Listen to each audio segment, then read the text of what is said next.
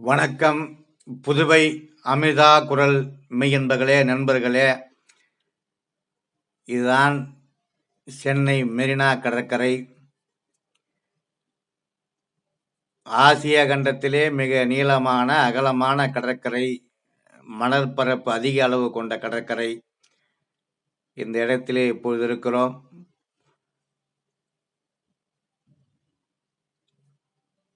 நம்முடைய கண்ணதாசன் தமிழால் தமிழகத்தை ஆண்டவர், எழுதி ஆண்டவர். அவருடைய சிலை டி நகரிலே இருக்கிறது. அந்த சிலையை பார்த்து மெய்மறந்து போனோம். நான் நிரந்தரமானவன், அழிவதில்லை, உண்மை. கண்ணதாசன் பேரறிஞர் அண்ணாவை தலைவராக ஏற்றுக்கொண்டவர். சில கருத்து வேறுபாடுகள் இருந்தாலும் நிரந்தரமாக தலைவராக ஏற்றுக்கொண்டவர் நம்முடைய அண்ணாவை, கண்ணதாசன் அவர்கள். எதையும் தாங்கும் இதயம் இங்கு உறங்குகிறது. கடமை, கண்ணியம், கட்டுப்பாடு, மாட்டாந்தோட்டத்து மல்லிகை மணக்கும், இப்படை தோற்கும் எப்படை வெல்லும், தம்பி உடையான் படைக்கு அஞ்சான் என்று சொன்னவர். ஏழையின் சிரிப்பிலே இறைவனை காண்பேன் என்று சொன்னவர். முத்தமிழறிஞர் கலைஞரும் பேரறிஞர் அண்ணாவினுடைய நினைவிடம் இங்கு அமர்ந்திருக்கிறது. அந்த இடம் மெரினா கடற்கரை பக்கத்தில் இருக்கிறது. அடுத்தது புரட்சி தலைவர் எம்ஜிஆர், பாரத் ரத்னா விருது பெற்ற தமிழ்நாட்டினுடைய மாபெரும் தலைவர்களில் ஒருவர். உழைப்பே உயர்வு தரும் என்று சொல்லி உறங்கிக் கொண்டிருக்கிறார். இவர் கண்ணதாசனுக்கு நண்பர் மட்டுமல்ல, கண்ணதாசனை கடவுள் என்று அழைக்கக்கூடியவர் எம்ஜிஆர். மெரினா கடற்கரை பல கோடி மக்கள் பாதம் பட்ட இடம். இந்த இடத்திலேதான் புரட்சி தலைவரும் நம்முடைய கண்ணதாசனும் பேரறிஞர் அண்ணாவும் உரையாற்றிய இடம். சீரணி அரங்கம் இப்பொழுது இல்லை. உலகம் வடிவிலே தடுப்பு வேலியை அமைத்திருக்கிறார் உருண்டையிலே. அதில் அமர்ந்து கொண்டு இருக்கின்ற பொழுது உலகத்தின் மேல் அமர்ந்து கொண்டு இருப்பதை போல எனக்கு ஒரு மகிழ்ச்சி. ஏனென்றால் தமிழன் உலகத்துக்கு எல்லாம் எடுத்துக்காட்டாக விளங்கியவன்.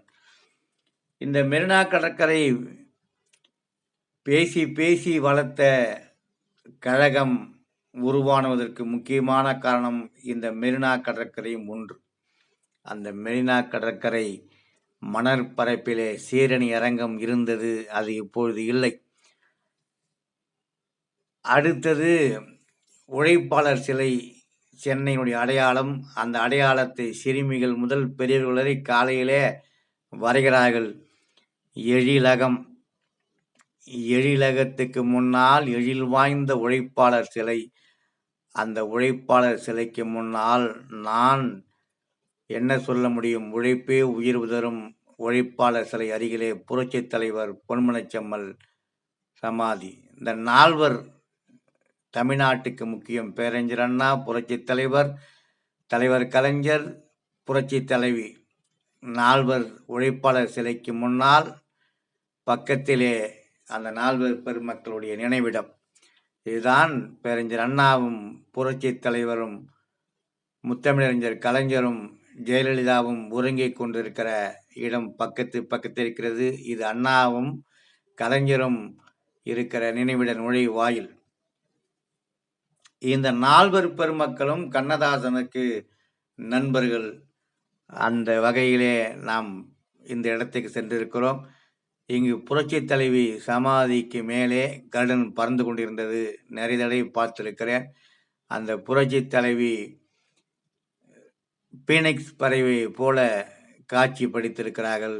அவர் நினைவிடத்தை அதை பார்க்கிறோம். மிக அற்புதமான நினைவிடம். கண்ணதாசனுக்கு மிக நெருங்கிய நண்பர் மட்டுமல்ல, கண்ணதாசனுக்கு தீநகரிலே சிலை வைத்தவர் நம்முடைய புரட்சி தலைவி.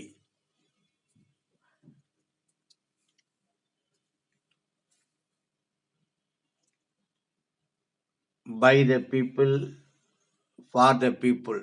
இதுதான் நம்முடைய புரட்சி தலைவருடைய, தியாக தலைவி புரட்சி தலைவருடைய வசனம். அமைதி, வளம், வளர்ச்சி. நம்முடைய அம்மா என்று எல்லோராலும் அழைக்கப்பட்ட புரட்சி தலைவி. பீனிக்ஸ் பறவையைப் போல எழுந்து மக்களுக்காக உதவக்கூடியவர். மக்களால் நான், மக்களுக்காக நான். அவர் சமாதியில் எழுதப்பட்ட வாசகம். ஆள் உயர மிக அற்புதமான புகைப்படம். புரட்சி தலைவி. இவரும் கண்ணதாசன் நண்பர். அடுத்து பேரறிஞர் அண்ணா. கண்ணதாசனுக்கு தலைவராக அண்ணா திகழ்ந்தார். தமிழால் தமிழை ஆண்டவர், தமிழ்நாட்டை ஆண்டவர். அடுத்தது நம்முடைய முத்தமிழறிஞர் கலைஞர். கண்ணதாசனுக்கு மிக நெருங்கிய நண்பர். இருவரும் சேர்ந்து பல பொதுக்கூட்டங்களில், கவி மேடைகளிலே உரையாற்றிருக்கிறார்கள். மிக சிறந்த நண்பர் நம்முடைய கலைஞரும் கண்ணதாசனும். அவருடைய சிலையை நிற்பதற்கு நான் கொடுத்து வைத்திருக்க வேண்டும். அருமை உறவினர்களே, நண்பர்களே, நம்மெல்லாம் சிந்தித்து பார்க்க வேண்டும். இந்த நால்வர் பெருமக்கள் இந்த தமிழ்நாட்டை நவீனமாக்குவதற்கு முக்கியமான காரணமாக இருந்தவர்கள். அந்த நால்வர் பெருமக்களும் புரட்சி தலைவர் பொன்மனச்செம்மல் நினைவிடத்தில் இருக்கிறோம். அதற்கு அருகிலே பின்னால் கிழக்கு பக்கத்திலே நம்முடைய புரட்சி தலைவி சமாதி.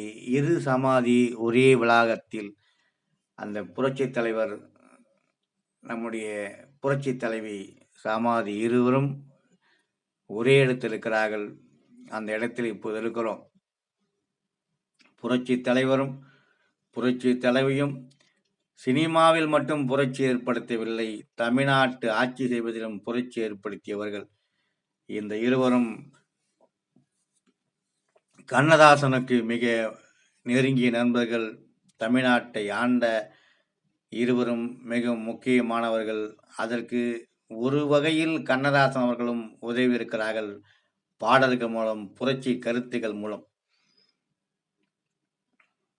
அடுத்தது தீநகரிலே ரயில் நிலையத்திலிருந்து தீநகருக்கு செல்ல, பேருந்து நிலையம் செல்வதற்கு ஒரு அருமையான பாலம் அமைத்திருக்கிறார்கள். இதுவும் இப்போது எனக்கு கவர்ந்தது. அந்த பாலத்து நடந்து நம்முடைய கண்ணதாசன் ஐயா வீட்டுக்கு சென்றேன். நடேசன் பார்க்க இருக்கிற அந்த கண்ணதாசன் இல்லத்துக்கு சென்று, கண்ணதாசன் அரசவை கவிஞர், அவரை வீட்டில் சந்திப்பதிலே பெருமை கொண்டோம். அதே போல காந்தி கண்ணதாசனுடைய புதல்வர் இருந்தார். அந்த வீட்டுக்கு மேலே அருங்காட்சியம் இருக்கிறது. அதை இன்னொரு நாள் உங்களுக்கு நான் காட்சிப்படுத்த விரும்புகிறேன். இப்பொழுது நம்முடைய காந்தி கண்ணதாசனிடம் உரையாற்றிவிட்டு, அப்பாவுடைய புகழையெல்லாம் சொல்வதற்கு எனக்கு தகுதி இல்லை, இருந்தாலும் அவ்வளவு புகழ். 5 முதலமைச்சருக்கு மேல் அவர் பழக்கமானவர். ஆந்திராவில் NT ராமாவுக்காக பாடல் எழுதியிருக்கிறார்.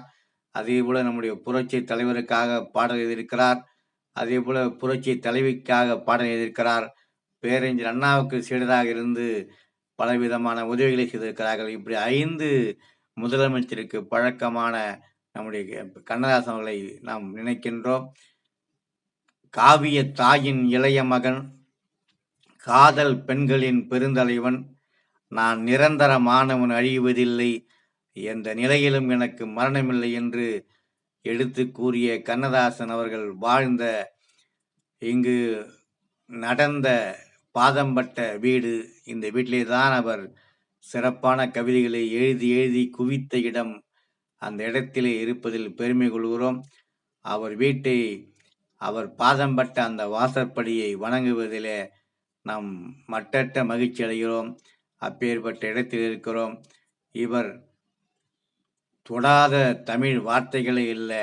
அந்த அளவுக்கு மிக சிறப்பு வாய்ந்த அந்த கவிஞர் இல்லத்துக்கு சென்று இந்த வணங்கி, அவர் பாதம்பட்ட அந்த வாசற்படியிலே தலை வைத்து வணங்க வேண்டும் என்று விரும்பினேன். அப்பேற்பட்ட சிறப்பு வாய்ந்த நம்முடைய கண்ணதாசன் அவர்களுக்கு புகழஞ்சலியை செலுத்துகிறோம்.